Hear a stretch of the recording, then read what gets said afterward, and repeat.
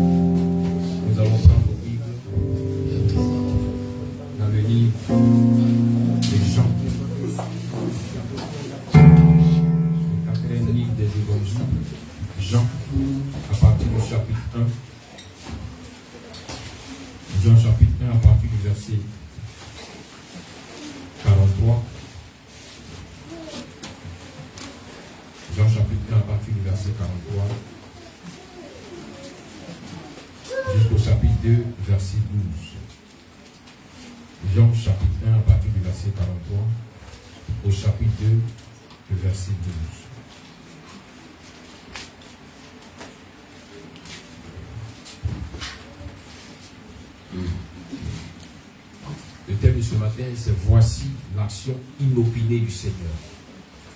Voici l'action inopinée du Seigneur. Jean chapitre 1 à partir du verset 43 à Jean chapitre 2 verset 12. Allez-y pour la lecture.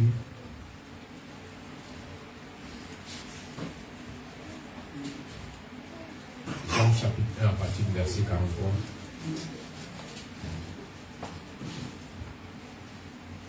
Jean chapitre 1 à partir du verset 43. Le lendemain, Jésus voulut se rendre en Galilée et il rencontra Philippe. Il lui dit, suis-moi. Philippe était de Bethsaïda, de la ville d'André et de Pierre. Philippe rencontra Nathanaël et lui dit, nous avons trouvé celui de qui Moïse a écrit dans la loi et dont les prophètes ont parlé, Jésus de Nazareth, fils de Joseph. Nathanaël lui dit, peux-tu venir de Nazareth quelque chose de bon? Philippe lui répondit, viens et vois. Jésus, voyant venir à lui, Nathanaël dit de lui, voici vraiment un Israélite dans lequel il n'y a point de faute.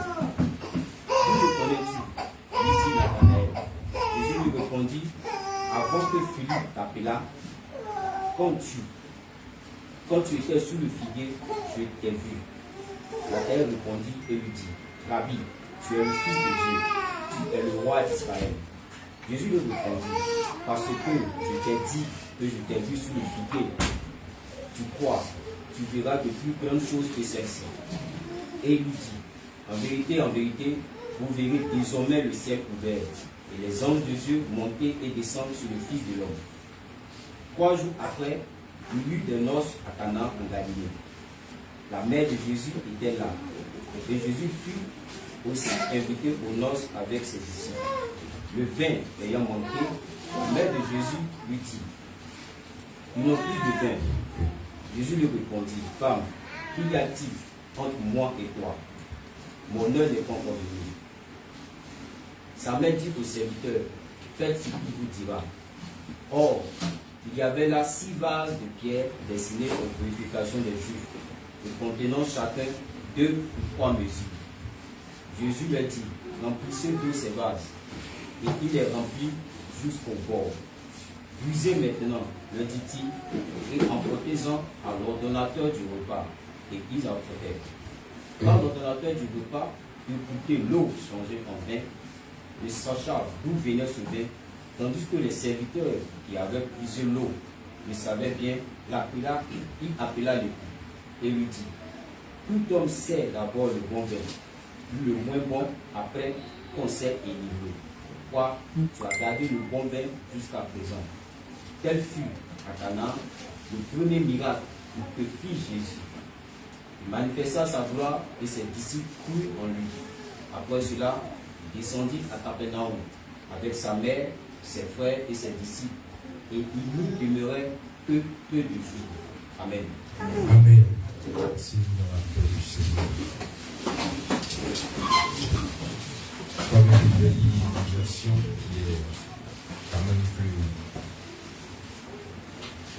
acceptée par moi à ma version. On va écouter ensemble.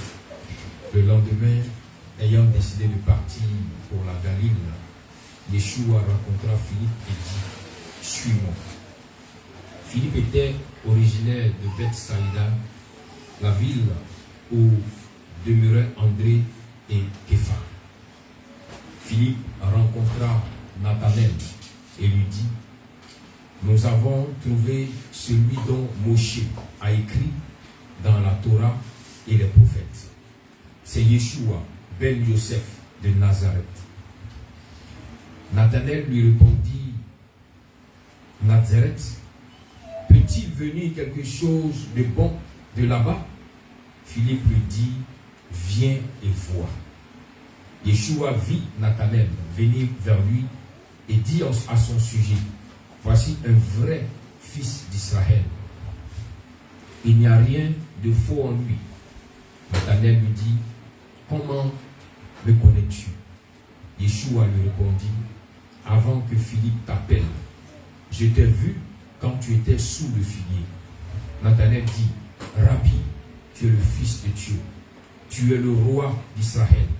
Yeshua lui répondit, c'est seulement parce que je t'ai dit que je t'avais vu sous le figuier que tu crois. Tu verras des choses plus grandes que celles-ci. Puis il dit, oui, je te le dis, tu verras le ciel ouvert et les anges de Dieu monter et descendre sur le Fils de l'homme. Le troisième jour, il y eut un mariage à Cana, dans la Galile. Et la mère de Yeshua était là. Yeshua aussi avait été invité, ainsi que ses talmidim. Le vin étant venu à manquer, la mère de Yeshua lui dit, ils n'ont plus de vin. Yeshua répondit, mère, sommes-nous concernés, moi et toi?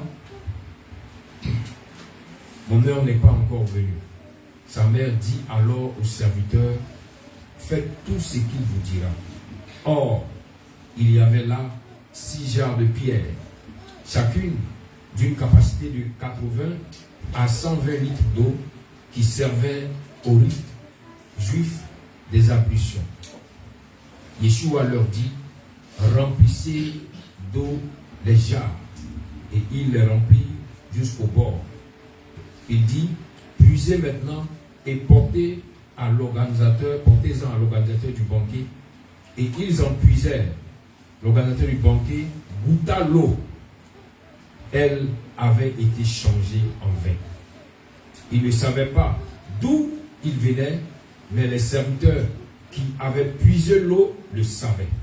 Alors il appela le marié et lui dit, tout homme sert d'abord le bon vin, et quand les invités ont bien bu, c'est le moins bon qui est servi. Mais toi, tu as gardé le bon vin jusqu'à maintenant. Voilà comment Yeshua fit le premier de ces signes miraculeux. C'était à Cana, dans la Galile. Il manifesta sa gloire et ses talmidim mirent leur confiance en lui. Après cela, lui, sa mère, ses frères et ses talmidim descendirent à Capharnaüm et y séjournèrent quelques jours. Amen. Que le Seigneur nous bénisse. Je disais tout à l'heure que le thème est voici l'action inopinée du Seigneur. L'action inopinée du Seigneur. Dis à ton voisin l'action inopinée du Seigneur. On va ajouter un adjectif à ton vocabulaire. On va ajouter quelque chose de plus encore. Oui? L'action inopinée du Seigneur. Bien-aimé, quand tu veux expérimenter le Seigneur, ne t'attends pas à ce à quoi tu penses. Ne t'attends pas à ce à quoi tu crois être possible. Mais souvent, va même au-delà, attends-toi à quelque chose qui dépasse même ton entendement. Avec mention que Jésus va se retrouver à un banquet. Mais avant cela, il va rencontrer Nathanaël. Et Nathanaël sera étonné de savoir que Jésus avait connaissance des choses concernant sa vie, de l'emplacement où il était, de ce qu'il avait déjà fait. Mais le plus important, ce n'est pas ce que tu as déjà fait. Le plus important, ce n'est pas ce que tu as connu dans le passé, mais c'est ce que tu vas faire maintenant. Là où Jésus annonce que Nathanaël est un homme en qui il n'y a point de faux, pas vous dire qu'il est né pur, mais vous dire à compter du moment où il a pris la décision de marcher à mes côtés, alors la pureté divine va commencer à grandir dans sa vie. À partir du moment où il a pris l'initiative d'être dans mes pas, alors sa vie ne sera plus celle que les hommes ont connue. Vous savez, le choix de marcher avec Christ, ce n'est pas un choix qui dénote du hasard, non. C'est un choix qui descend, qui découle de la prescription divine. Le Seigneur a dit, à telle période de ta vie, à tel moment, je t'enverrai sur mon chemin. Et voilà pourquoi, quand le temps a sonné, tu as rencontré la lumière divine et tu as commencé à faire l'effort de marcher dans cette lumière. Souvent, l'information que Dieu donne te concernant concernant ton passé, c'est pour t'amener à comprendre que même là où tu étais encore enfoncé dans le péché, le Seigneur te connaissait. Là où tu es encore loin de lui, il te connaissait encore. Il avait déjà posé ses regards sur toi. Voilà pourquoi ce matin, non parce que tu as commencé à marcher avec Christ, tu as commencé à venir à l'église, que maintenant Dieu va commencer à te regarder. Non, il t'a regardé avant même que tu saches qu'il te regarde. Lorsqu'on a dit à Nathanaël qu'on a croisé le Messie, il a commencé à poser des questions. Mais depuis l'instant où on lui a annoncé le nom de Jésus, les regards du Seigneur sont posés sur lui. Est-ce qu'il peut comprendre ce matin? Voilà pourquoi souvent quand tu veux sauver un frère, quand tu veux sauver une soeur, prends la peine de lui présenter ce nom précieux et puissant. Pour amener le Seigneur à tourner ses regards vers lui. Pour amener le Seigneur à toucher le cœur de ce dernier pour l'amener sur le chemin de la lumière. Nathanaël a entendu le nom. Il a entendu parler. Et alors, les regards d'Adonai se sont mis sur lui et ont commencé à l'amener à venir, à accepter et à venir. Pour te dire, fais ta part, annonce l'évangile, fais ta part, parle des bienfaits de Jésus à ton entourage. Et le Seigneur lui-même se chargera d'amener ceux qui ont entendu parler de lui à l'issue. La mission du Saint-Esprit, ce n'est pas seulement de faire tomber, de faire secouer, de délivrer, mais c'est aussi de convaincre les cœurs qui ne connaissent pas Christ. Tu vas te dire, mais ce monsieur était tellement dur, mais comment il me s'est arrangé une simple parole et il a accepté de venir prier. Bien aimé, tu as fait ta part et le Seigneur a fait aussi la sienne. C'est le Saint-Esprit qui touche les cœurs et qui amène les uns et les autres à prendre le chemin. Sinon, souvent, les gens pourront regarder à ton comportement et dire, si tel est le chemin du Seigneur, moi je ne vais pas à l'église. Mais le Saint-Esprit qui dit, le temps fixé par Dieu est arrivé, le temps de la fin de la souffrance de mon fils et de ma fille est arrivé, va l'amener à accepter et à prendre le chemin pour aller rencontrer Jésus. Nathanaël vient pour le rencontrer. Et quand tu le rencontres, Jésus lui annonce qu'avant que tu n'aies pris la résolution, j'avais déjà mes regards sur toi. Je savais que tu n'étais pas aussi méchant que ça. Je savais que tu n'étais pas aussi mauvais que ça. Je savais qu'en toi il y a la pureté. Qu'en toi il y a quelque chose de meilleur. Bien-aimé, lorsque le Seigneur te regardait, étant encore éloigné de lui, il savait qui tu étais réellement. Il a vu ce que tu as réellement fait. Mais il ne t'a pas délaissé. Il ne t'a pas abandonné.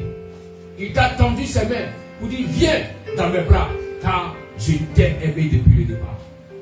Alors ne laisse pas les ténèbres te faire croire que le nombre de péchés que tu as commis vont t'empêcher de rencontrer le Seigneur, pendant que le Seigneur lui-même t'a déjà rencontré. Est-ce que tu me comprends? Nathanaël a compris que si l'Éternel était capable, si le Seigneur était capable de le voir là où il était sous le figuier, ça veut dire même quand il marmaillait, il était vu. Même quand il trompait, il était vu. Même quand il escroquait, il était vu. Mais le Seigneur n'est pas revenu sur ces choses pour ne pas le faire fuir. Pour ne pas qu'à cause de la honte, Nathanaël dise, je ne peux pas rester, car je suis mis à nu. Mais il lui montre un seul aspect pour lui dire, je te connais depuis longtemps.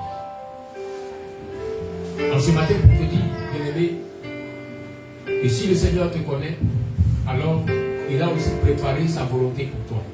Quand il dit à Jérémie que depuis le sein de ta mère, je te connaissais. Avant que tu ne sois né, moi je t'avais déjà consacré pour faire des nations. Mais bien aimé, quand Jérémie est né, à 1 an, il n'a pas prophétisé. À 2 ans, il n'a jamais prophétisé. Jusqu'à 10 ans, rien. À 14 ans, rien. Mais quand le temps de Dieu est arrivé, Dieu enlève Jérémie dans ce qu'il pensait être comme cette boue. Et lui dit, je te connaissais depuis le départ.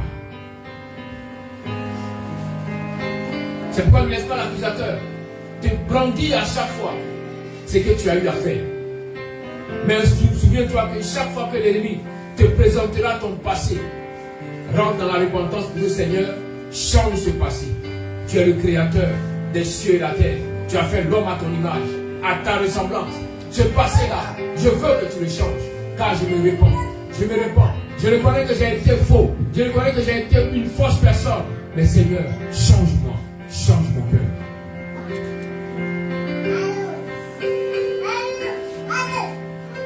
Lorsque celui qui allait voir Nathanaël pour lui dire, viens voir Jésus, et qu'il a dit qu'il venait de Nazareth, il lui a dit, est-ce que de cet endroit il peut sortir quelque chose de bon?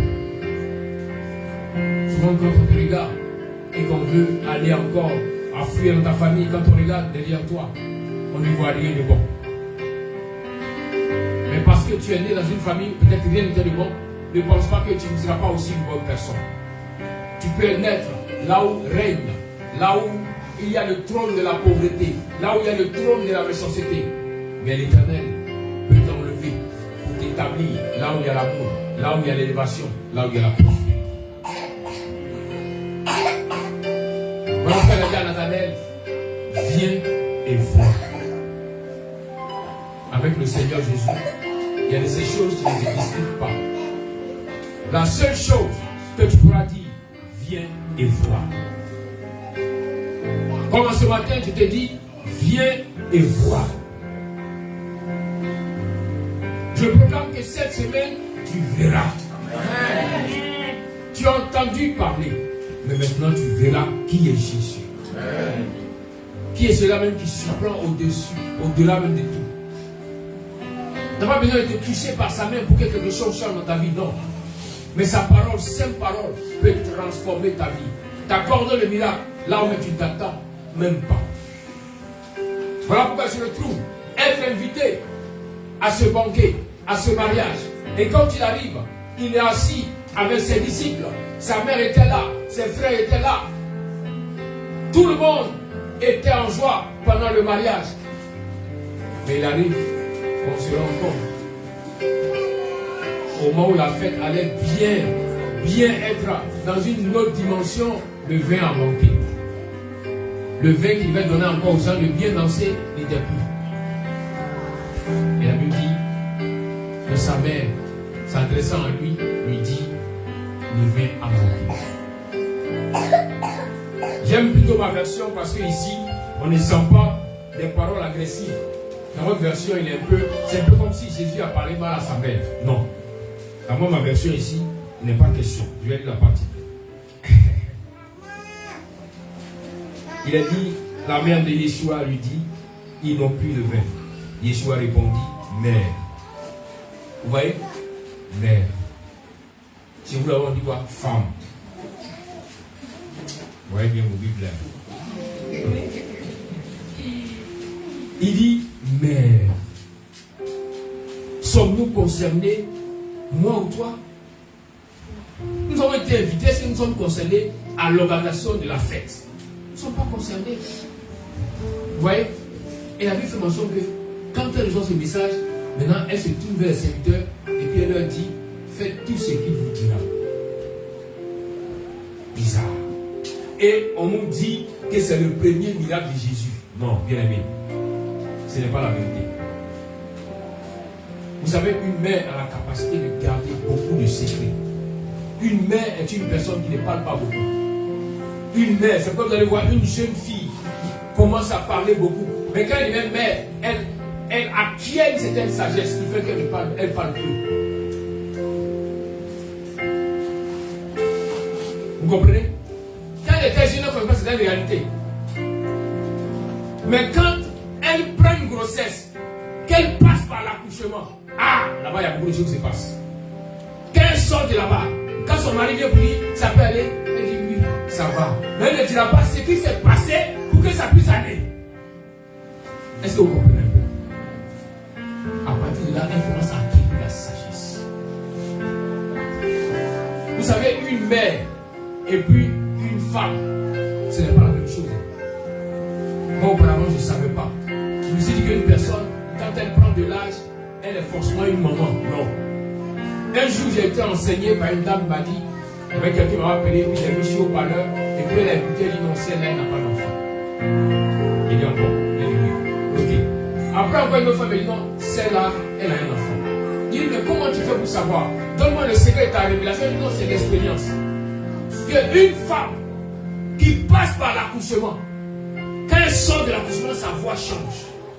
Elle n'a plus la voix d'une jeune fille, mais elle a la voix d'une femme. Il dit, bon, et j'ai commencé à remarquer. Il dit, mais c'est que à l'accouchement là-bas, il y a eu des choses. Il y a eu une métamorphose qui a fait que sa voix a changé. Voilà pourquoi quand une femme nous donne un enfant, peut-être qu'auparavant tu l'insultais, tu la chutais dans la maison, mais souvent avant de chuter, de l'insulter, rappelle-toi de là où elle est passée avant de mettre au monde l'enfant et accorde-lui un peu de respect. Alléluia. Car c'était une période où la mort était à côté d'elle. Mais à cause de l'amour qu'elle avait pour toi et pour son enfant, elle a braqué la mort pour permettre à ce que tu aies la joie. Quand on t'appelle de dire non, ta femme a accouché, tu es en joie. Mais tu ne dis pas que c'est la mort qui est passée avant que la joie que tu reçois revienne à toi. Mais jamais, jamais ta femme ne va te dire comment est-ce que c'est passé l'accouchement. C'est souvent nous dans nos curiosités, souvent nous on t'appelle dans les endroits bizarres. On dit on ne ça va pas, il faut venir, non on vient. Et puis c'est là on entend des choses. Une chose qui est mauvaise, une chose qui est méchante. À vous nettoyer tout, tu souffres. Et rien mon frère, c'est que tu as créé là. Ton nom est arrivé ici. Ton nom est arrivé ici. Parce qu'elle est en train de pleurer seule. Où tu es? Et souvent Georges, comme il a peur des cris, lui-même il fuit. Il a un petit qui met là. Non, attends, il me met chez mes gants. Quel médicament? Quand tu as peur, il a été caché ailleurs. Amen. Amen. Oui, vous savez, même l'accouchement transforme aussi l'homme, l'amène à être encore plus sage. C'est pourquoi j'aime souvent dire aux gens, ta femme va accoucher, il faut que tu sois à côté. Quand il n'est pas à côté, il ne sait pas ce qui s'est passé. Il voit ça comme un film. Il voit dans le documentaire là, oui l'accouchement, oui il a accouché, l'enfant est sorti. Non! Quand il sera à côté, et puis quand vous savez, il y a des catégories de filles et sages qui sont dans les salles d'accouchement là. Quand elles sortent, dit monsieur, ah ça va pas, il faut prier ta femme là. Tu vois là, tu seras poussé sur lui. Parce que là où il est là, il ne sait pas.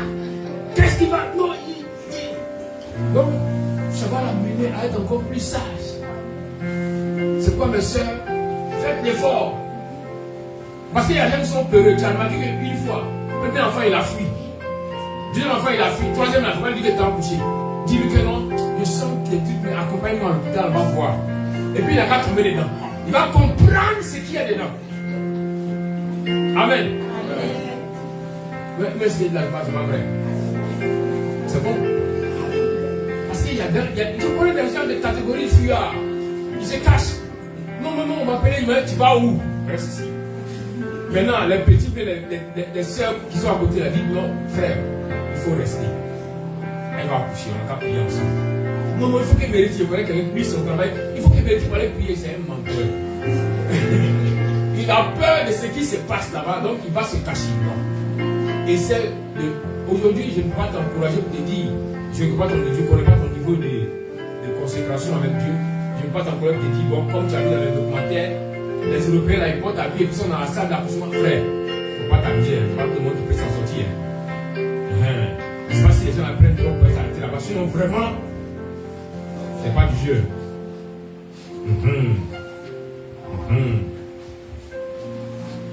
Parce qu'il y a des moments où on voit nos soeurs qui souffrent, où les sages-femmes se rendent compte que l'enfant est tellement costaud que pour l'aider, il faut déchirer. De toi à moi, tu as arrêté là et tu vois ton cœur et puis on va déchirer ça. Tu es sûr que tu vas sauter?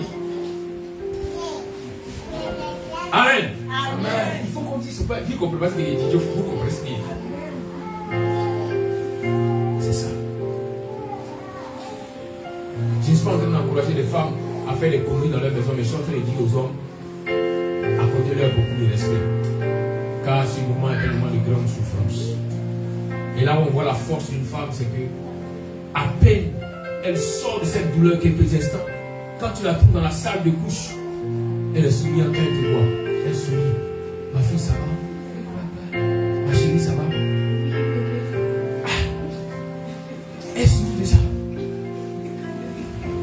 Alors qu'il regardait les hommes, même quand ils sont encore petits, j'imagine un peu, vous avez vu, à l'époque, on avait un livre d'école primaire où on mettait, c'est quoi même? Je n'ai pas connu ça. Où on faisait la circoncision, les circoncisions déjà, on a fait ce livre même.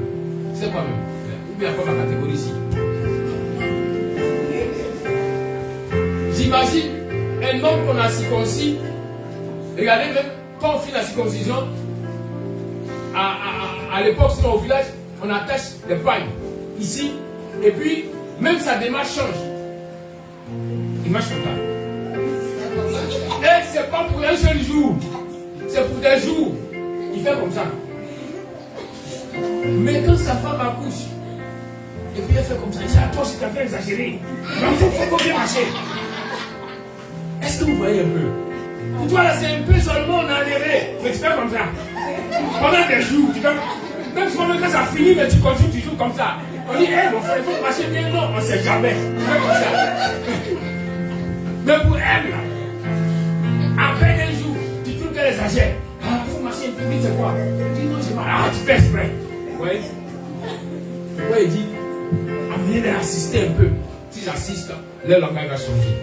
Alléluia. Amen. Jésus dit à sa mère, mais est-ce que ça vous concerne? Et elle donne l'instruction aux serviteurs, leur disant, faites tout ce qu'il vous dira. Ma question c'est comment Marie fait pour savoir que Jésus va leur dire quelque chose à faire? C'est que Marie avait vu dans le secret Jésus dit des choses qui sont arrivées. Marie l'avait assisté depuis un long moment, voyant qu'il accomplissait des choses miraculeuses sans toutefois s'afficher. Voilà pourquoi elle prend cet aspect pour présenter aux autres, leur dire, faites ce qu'il vous dira. Pour interpeller en ce matin aussi nos femmes. Quand vous avez un homme que vous aimez, avec qui vous avez décidé de faire votre vie, faites attention aussi à accorder du respect à sa mère, car elle connaît souvent l'homme que tu veux marier plus que toi-même, parce que c'est son enfant. Elle pourra te dire, il t'a parlé mal. Tu as dit oui, monsieur, elle va te dire non, ça ne fait rien, calme-toi. Après, il va se calmer. Tu vas trouver que non, la mère soutient son fils. Non, elle est en train de t'enseigner comment est-ce que ce fils-là est. Parce qu'elle-même là, elle l'a mis au monde. Il a grandi, il a pissé, il a chié sur elle. Elle l'a élevé. Mais avec ce moment, regarde comment ce moment est élevé sa mère.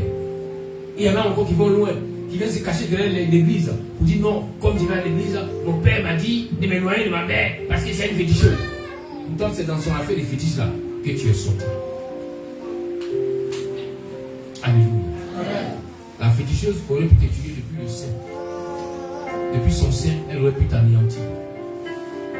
On a des femmes qui disent qu'elles ne sont pas féticheuses, mais elles sont des tueuses professionnelles. Grossesse 3 mois, grossesse 6 mois, elle a besoin du tout. Hein. Maintenant, quand ça finit dans son ventre, maintenant, elle court pour aller voir les pasteurs. Elle me dit, je suis mariée, mais depuis là, on ne gagne pas. Elle ne dit pas la vérité. Vous voyez, souvent, Dieu ne peut pas intervenir parce qu'il n'y a pas de vérité. Non, mon mari, tu n'arrives même pas à dire la vérité à ton mari. Normalement, avant que tu ne puisses dire oui, je vais t'épouser, il faut lui dire, mon frère, tu sais, il fait 14 avortements. Non, même quand il regarde, si vraiment il n'y a plus rien là-bas, il regarde qu'il est là-bas. Parce que si la dernière année, j'étais 14, mon frère, tu es sûr qu'il y a 15e là-bas. C'est ça. Tu vois, les gens se lancent dans le mariage avec le mensonge. Elles veulent voir Dieu agir, ça ne marchera pas. Ça ne marchera pas. Il y a des femmes qui sont dans le mariage, et puis c'est 3 ans après, elles disent, monsieur, non, il faut s'excuser, que j'avais eu un problème, donc comme ça, mais comme je suis chrétienne, j'ai la foi, tu mens. Quand tu as la foi, tu dis d'abord la vérité. Mais quand tu mens, c'est que tu n'as pas la foi. Est-ce que vous me comprenez? Une personne qui a la foi dit d'abord la vérité. Elle dit, oui, je suis malade. J'ai telle maladie. Mais je crois que le Seigneur me guérira. Mais quand tu vas vous dire, non, tout va bien. Non, j'ai la foi. Non, je ne suis pas malade, tu es sûr. Dis d'abord la vérité. Pour que le Dieu de vérité puisse t'accorder le miracle de la guérison. Vous voyez? Aujourd'hui, l'église est devenue une maison des femmes. Je ne vais pas dire des femmes de retraite, mais vraiment des femmes. Quand tout est fini là-bas, elles viennent sur le miracle à l'église. Seigneur, opère le miracle. Seigneur, opère le miracle. Quel miracle? Sur la base de quoi? Est-ce que tu as dit la vérité au monsieur là? Est-ce que tu lui as expliqué même les secrets que tu as, les faits que tu connais, les copains que tu connais, les bouteilles de coca? À cause de vous, maintenant, même, ils ont annulé la spirit. On ne fabrique plus ça maintenant. À cause de vous. Parce qu'on peut faire autre chose.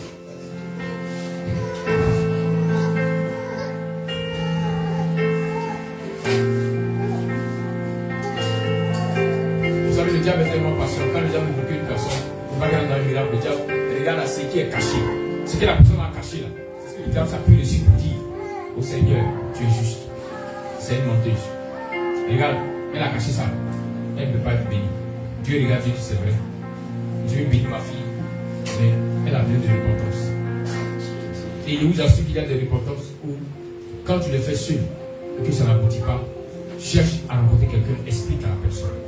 Ça va t'aider dans la prière, la personne te soutiendra pour pouvoir t'aider à sortir de la repentance, à être délivré de l'influence. Mais cherche aussi une personne crédible. Parce qu'il y a des gens, leur bouche là, vraiment, leur bouche là, c'est plus que les petits tam-tam des griots là. Leur bouche là, vraiment. Tu as donné ton secret. Quand tu sors, c'est là. Et la soeur, elle est bien habillée, on connaît leur vie. Une vieille masturbeuse comme ça. Passe ton temps, masturbeuse. Et vous avez fait que les gens ont fui l'église. Et tu penses que tu as semé une bonne semence. Pourtant, la malédiction de ce secret que tu as livré descend sur toi, descend sur tes enfants. Et après, tu te plains pour dire, Seigneur, pourquoi? Mais qu'est-ce que toi-même tu as fait? Le mal que tu as fait. Le voilà pourquoi Jésus a ses disciples, si vous voulez faire une offrande à Dieu, que vous vous rappelez que vous êtes en discorde avec vos frères. Il dit, laissez l'offrande là. Et puis allez-y demander pardon. Voilà. Laissez l'offrande là. Laissez l'offrande là. Ne dites pas que non, comme il me rappelle que j'ai un péché, homme de Dieu, je reviens. Non. Il va manger comment? Laissez l'offrande là. Là. Là. Maintenant, allez-y, réglez vos problèmes. Quand vous avez fini, quand vous venez, si vous venez que l'offrande là depuis là, vous allez compléter. Amen. Amen. Ah, ou bien? Il faut qu'on puisse quelque chose. Si tu as duré aussi là-bas, c'est fini. Il faut qu'on puisse quelque chose. En plus quoi? Il faut compléter. Amen. Amen. Oui.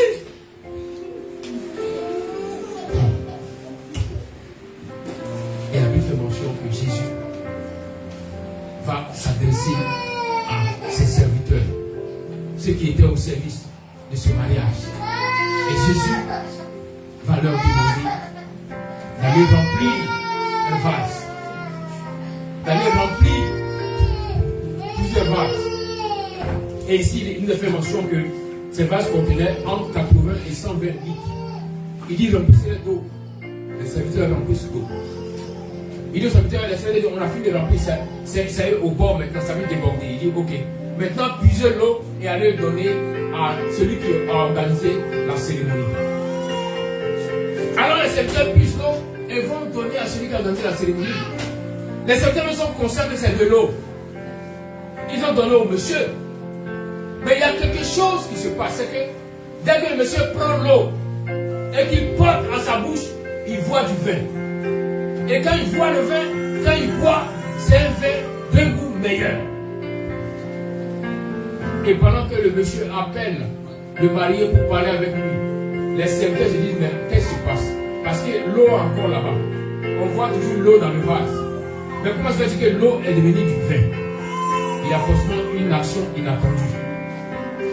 Quand on parle de quelque chose qui est inopiné, c'est quelque chose auquel tu ne t'attendais pas. Quelque chose d'inattendu. Vous avez compris? Donc, mais quand vous allez parler, vous dites, oh mon frère, je veux une action inopinée, on saura que vous comprenez un peu le français. Inopiné. Voilà, ça c'est quelque chose auquel tu ne t'attends pas. Non, il faut se laisser. Vous savez, à l'époque, nous, quand on gagne un mot comme ça, on peut faire au moins 2 semaines dessus. Dans tous nos frères, on met le mot. Il faut qu'on enregistre le mot. Donc, quand tu sors d'ici là, quand on pose un petit oui, c'est comment c'est inopiné là. On dit quoi? Qu'est-ce que c'est inopiné? Tiens, tu comprends inopiné? Oh, mais il faut que tu apprennes le français. Oh, ben oui, il faut apprendre le français. Inopiné, c'est quelque chose auquel je ne m'attendais pas, qui peut me surprendre là.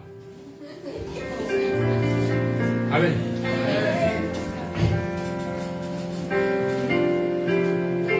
Inopiné, même les serviteurs ne s'attendaient pas à ça. Ils disent l'eau qu'on a vu, nous on regarde l'eau, on donne le monsieur l'eau, on dit, on va voir s'il va boire l'eau là. Et puis le monsieur va dire, oh mais c'est meilleur. Le serviteur dit, qu'est-ce qui s'est passé? De là à là, qu'est-ce qui s'est passé? C'est comme tu prends un CV, tu vas le déposer pour un emploi. Parce que le CV a dit non, l'emploi là, je te donne. Tu vas faire un miracle. Ou bien toi tu ne croyais pas, tu ne t'attendais pas, tu dis bon, il y a tellement de les CV que c'est facile, je vais déposer comme ça. bizarrement, on t'appelle. Et quand on t'appelle, le monsieur qui t'appelle, je dis non, vraiment, votre CV a été tellement bien fait, a été tant tu comprends pas, mais qu'est-ce qui s'est passé? De là où j'ai pris le CV, là où j'ai tapé, je l'ai tiré, et puis j'ai envoyé. Lui, mais ça a tellement été bien fait. Ah. Mais qu'est-ce qui s'est passé? Il y a eu une action inopinée. Dieu a mis un saut dessus. Dieu a changé quelque chose qui a fait que là où tu attends le moins, ça va que le miracle s'opère.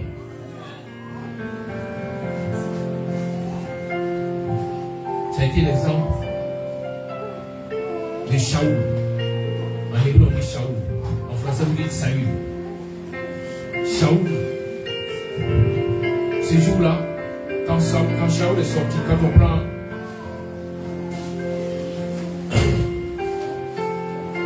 1 Samuel chapitre 9, du verset 1 au verset 17. Je vais lire rapidement, vous allez comprendre. On puisse avancer. 1 Samuel chapitre 9.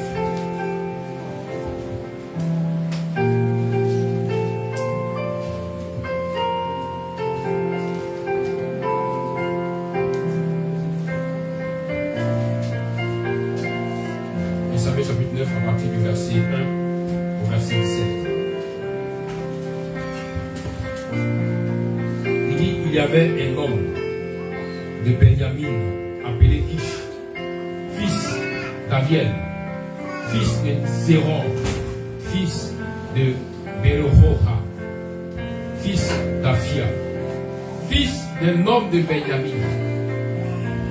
C'était un homme influent et également courageux. Il avait un fils appelé Shaoul, qui était jeune et beau.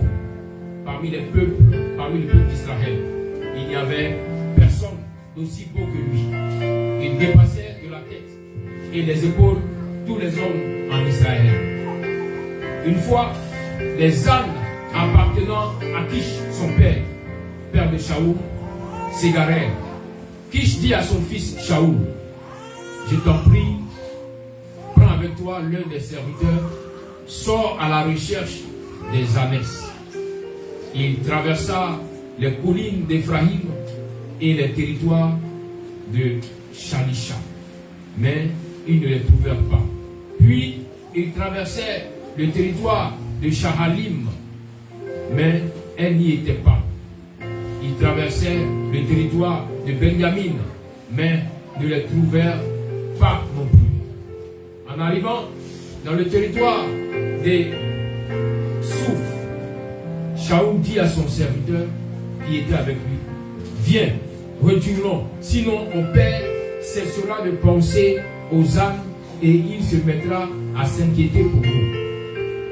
Son serviteur répondit, attends, il y a un homme de Dieu dans cette ville, un homme très respecté, et tout ce qu'il dit s'avère exact.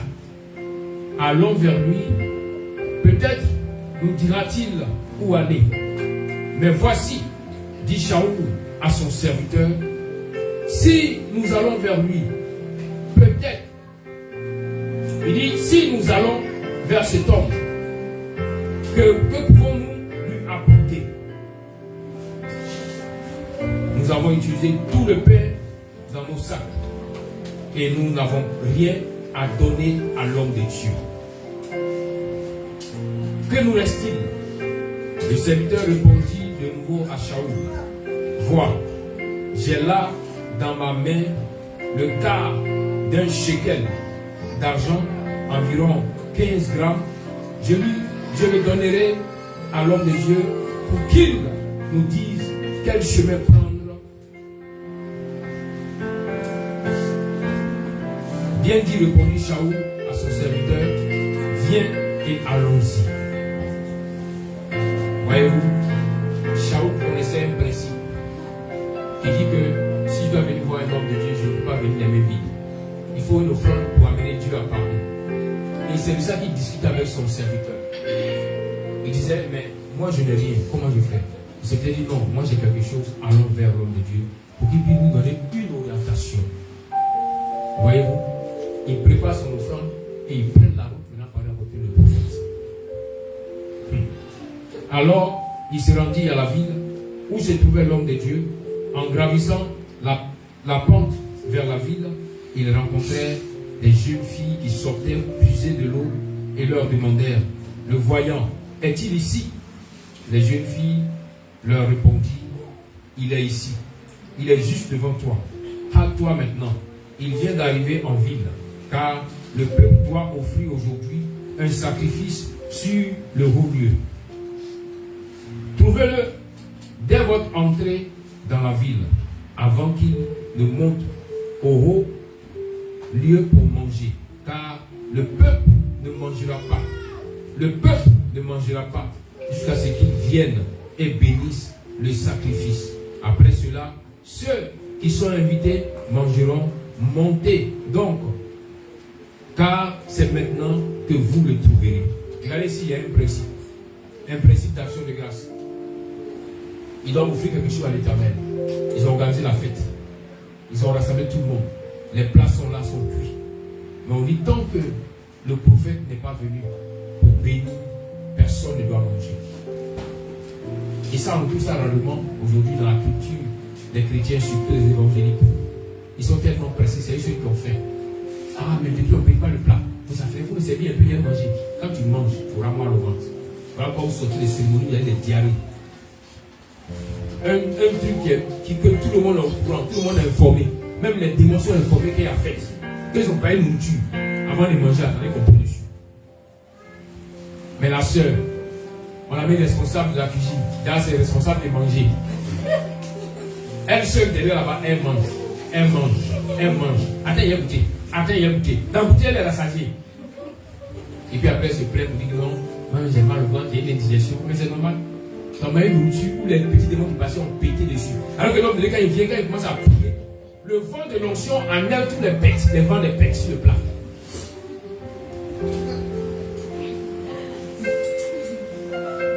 Et les gens, d'après eux, disent non, en fait, nous faites chez nous, on va inviter l'homme de Dieu, vienne, on va le recevoir. Mais avant que l'homme de Dieu arrive, ils ont déjà mangé le plat. Parce que comme c'est des gros mangeurs, ils mangent d'abord les vrais plats. Maintenant, comme l'homme de Dieu vient, quand il prie, et puis il mange un peu, non, moi je ne mange pas trop, c'est faux. Tu as mangé avant qu'il arrive. Mais tu auras mal au ventre. Amen. Mais vous ne pouvez pas bien là-bas. Amen. C'est ça que vous montrer les secrets. Et donc, on continue, il dit, ils montèrent à la ville. Et tandis qu'ils entraient dans la ville, voici Shemuel sorti vers eux pour monter vers le haut lieu. Le jour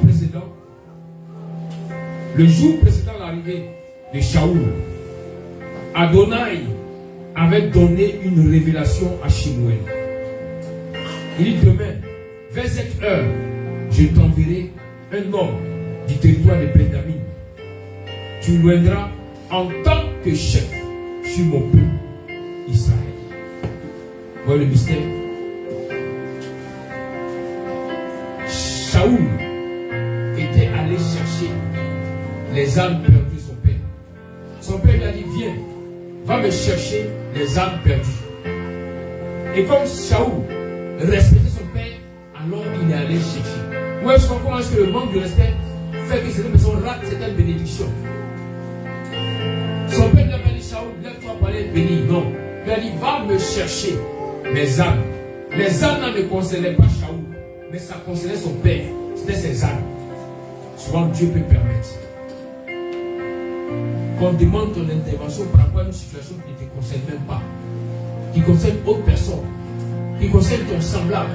Et on veut que tu interviennes. Si tu as bon cœur, tu vas recevoir l'action inopinée du Seigneur. Mais si tu es méchant, tu vas passer à côté de la bénédiction. Shaoul allait se promener de tous les côtés pour chercher les âmes de son père. Il n'a rien trouvé. Il voulait retourner quand le serviteur lui a dit, attends, il y a un homme de Dieu. C'est-à-dire que lui-même a fait l'effort, il n'a pas trouvé. Maintenant, il cherche maintenant Dieu pour régler le cas de son père. Comment on fait pour retrouver les âmes de son père? Souvent, quand tu penses à aider une personne, physiquement, matériellement, et même spirituellement, Dieu se souvient de toi. Shaoul va vers l'homme de Dieu, fait l'offrande dans le but d'avoir une information du lieu où se trouvaient les armes. Mais quand il arrive, la Bible nous dit que Dieu avait déjà dit à Shemuel, au prophète, que demain, je vais envoyer quelqu'un vers toi. La personne viendra de la tribu de Benjamin. Quand cette personne viendra, tu vas lui communiquer l'onction. Inopinée. La question c'est, dans toute l'histoire qu'on a lue, c'est où Dieu est passé pour dire à Shaoul d'aller vers Samuel. Vous voyez? Et on comprend que là où Job dit Dieu parle tantôt d'une manière, tantôt d'une autre, ce n'est la vérité. Dieu est passé par une action pour faire disparaître les âmes du père de Shaoul. Et l'Esprit de Dieu a permis au père de Shaoul de faire appeler son fils pour aller chercher les âmes. Pourtant, c'était dans le plan de Dieu. Dieu dit à Samuel, j'ai envoyé quelqu'un vers toi qui viendra demain. Souvent, Dieu passe même par ton frère pour t'envoyer vers ta bénédiction. Dieu passe par une personne, peut-être même que tu minimises, pour t'envoyer vers la grande bénédiction que Dieu a prévue pour toi. Shaoul venait dans le but de savoir la localisation exacte des âmes, afin de ne pas aller dans le vide. Mais quand il arrive, ce qu'il reçoit, c'est plus que la localisation des âmes. Il reçoit l'onction pour être roi. Et ce jour-là, Shaoul a mangé à la table des grands, à la table des grands qui étaient en Israël. Il a mangé avec le prophète à ses côtés. Et il a été roi.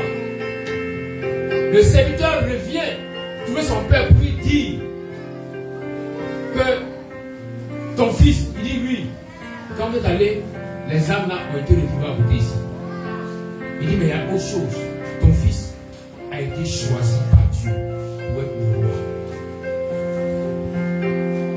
Est-ce qu'il peut comprendre ce matin? Je vois que comme Shaoul dans ton esprit, cette semaine-ci c'est la routine pour toi. Comme d'habitude, tu te lèves le matin, tu vas à des activités, tu te lèves le matin, tu fais tes activités dans la maison, tu te dis c'est la même chose jusqu'à ce que la semaine finisse. Mais laisse-moi te dire que l'action inopinée du Seigneur a commencé à venir vers toi.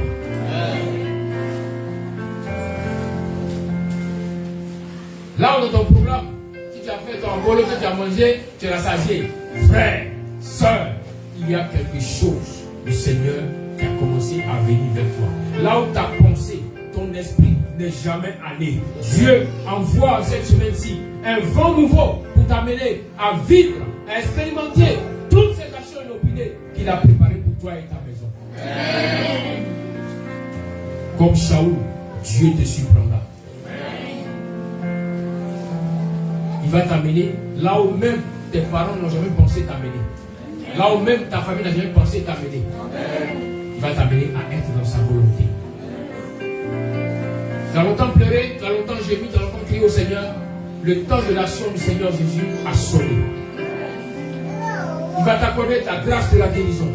Il va t'accorder la grâce du succès. Oui, le mariage que tu cherchais tant, tu vas entrer dans ce mariage, tu vas jouir du bonheur.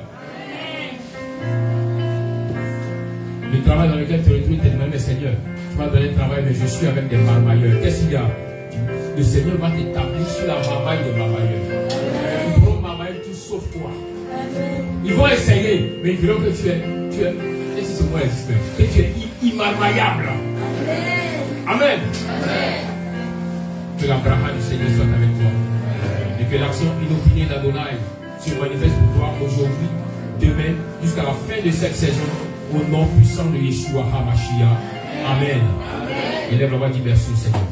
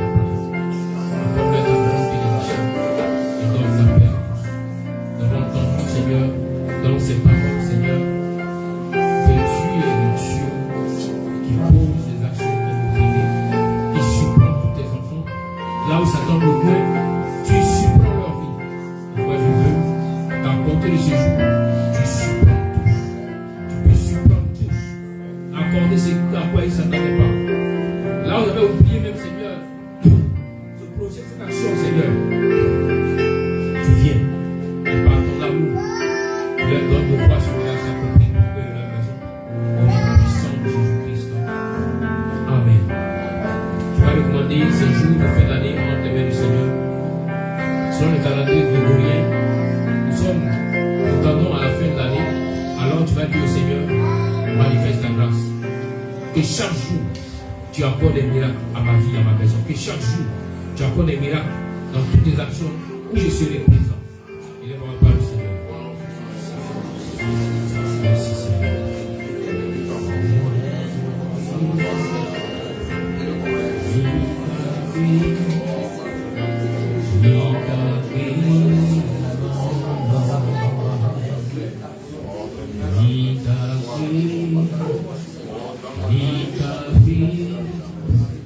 Vita,